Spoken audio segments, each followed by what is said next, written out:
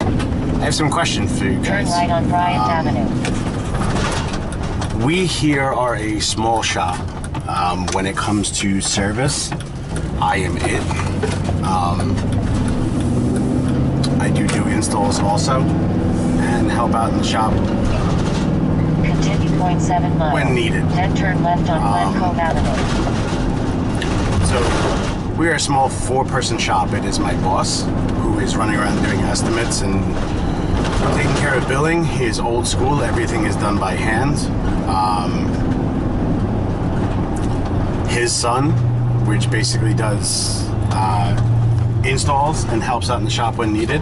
Then we have my uncle who works in the shop, doing all the sheet metal layout and whatnot. And then I do service and help out in all the other areas when needed.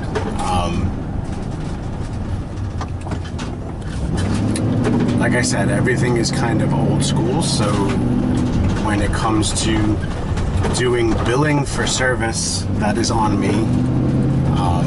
I do everything with QuickBooks because I cannot be bothered constantly rewriting people's names and addresses and phone numbers on handwritten tickets.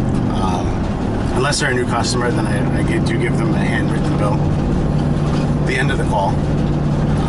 But I do go back and enter them in the computer, so this way the next time I can just bill them out. In 0.2 miles.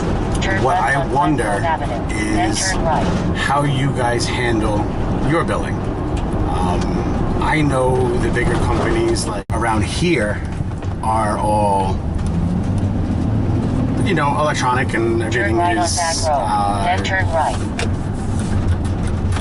not necessarily sign and go on the tablet and whatnot, but turn right on Glen Cove Road. guys like John Israel and Zach, you know, small companies, the mom and pop ones, if you like. How do you guys handle billing? How do you guys handle you know, your invoicing and your estimates and whatnot? Like I said, I use QuickBooks. It's kind of a pain in the ass, but I'd rather go QuickBooks Mobile, so I just had it available to me wherever I was. But it is a monthly subscription, and I don't know. It's one of those. It's up to my boss. It's not up to me. Continue 2.4 miles. So then take Ram. with By 495. that, with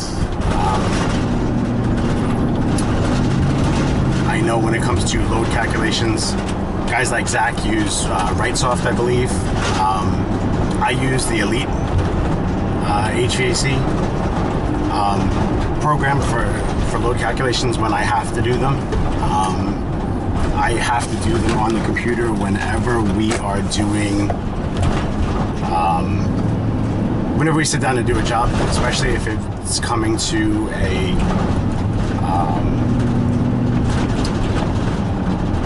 utility rebate. If anything is involved with a rebate, as far as the utilities are concerned, we are mandated to do a load calculation with whatever approved software they decide they want to use. I know RightSoft is acceptable, Elite is acceptable. They do run a lot of trainings here through the utility company for the Elite software, so it's kind of why we got involved with them, and I love it. It's very easy to use.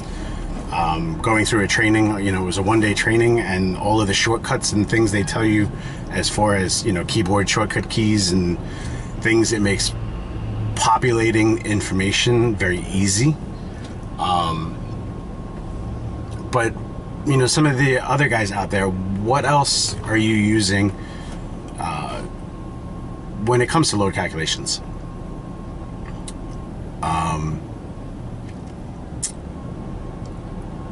I know a lot of the stuff that we're using in the field now is tablet driven,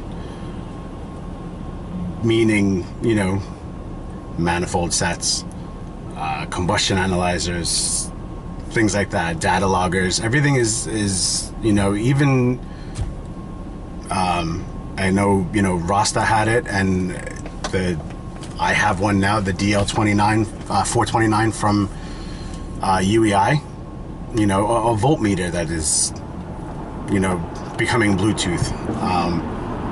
So using tablets and smartphones more, you know, how many of you guys are using them in the field as far as, you know, billing is concerned? I'm just curious. I'm curious if there's other platforms out there that I'm not aware of that may be better than what I'm using. Like I said, QuickBooks is, you know, QuickBooks Online is a monthly subscription. It's $12 or $13. It's nothing crazy. So I would rather go that way. I'd rather take all the information that I have in the company file that I have and port it over to the online version. So I do have access to all of the customer history and things like that while I'm in the field, whether it be on my phone, whether it be on my tablet. Every now and again I do have my laptop, so, you know, whether it be that. One of the other areas as far as software is concerned, and it's not really software itself, is when it comes to billing and everything. I know areas around the country, everybody charges different when it comes to parts markup and hourly rates. Small guys, you know, you can charge a little bit less, you can have to charge a little bit more. It depends on what your overhead is, and that I understand. That's not really what this next question is. It's more of a, I know there are companies out there that do flat rate pricing when it comes to repairs, when it comes to installs, when it comes to things like that. What are your guys' thoughts on that? If you're a company that uses it, do you not like using it? If you are a company that doesn't use it but are interested in it, let me know why. We are basically a time and material shop.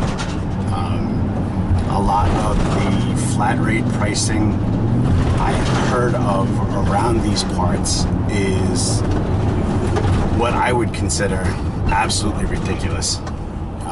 I can't see charging somebody to change a contactor, you know, a diagnosis fee, and, you know, tacking on another $400, I have heard,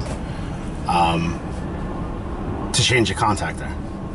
I know a lot of guys here are given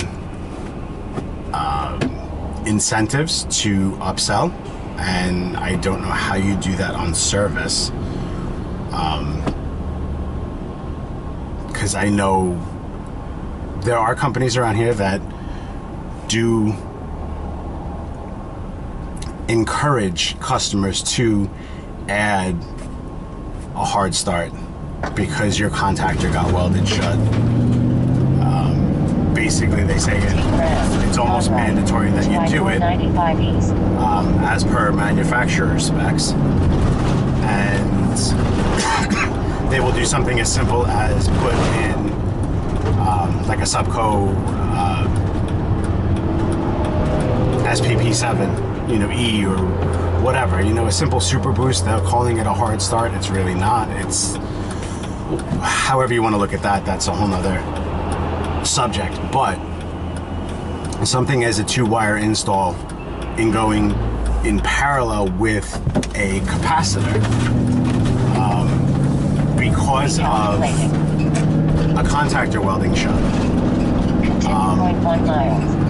So they'll get charged $375, $400 for a contactor. They'll tack down another $250 for the install of the Super Boost hard start and call it a day. out the service technician because he did upsell something, he does get a percentage of that sale. I don't personally agree with that end of it, but when it comes to the flat rate pricing and when it comes to time and material pricing, which do you guys think is better? I know there are many schools of thought when it comes to that. I personally, I don't care what everybody else is charging. We charge what we feel we need to stay afloat. I know everybody around the country, like I said, it's different. So let me know what you guys think, what you guys use, why you think one is better than the other. And so let me know what you guys use. Let me know what you guys think. Comment down below, shoot me a message. A lot of guys have my phone number. If you want to shoot me a text and, you know, keep it out of the whole YouTube thing, if for whatever reason, that's cool too. So anyway, let me know, and I will catch you guys on the next one.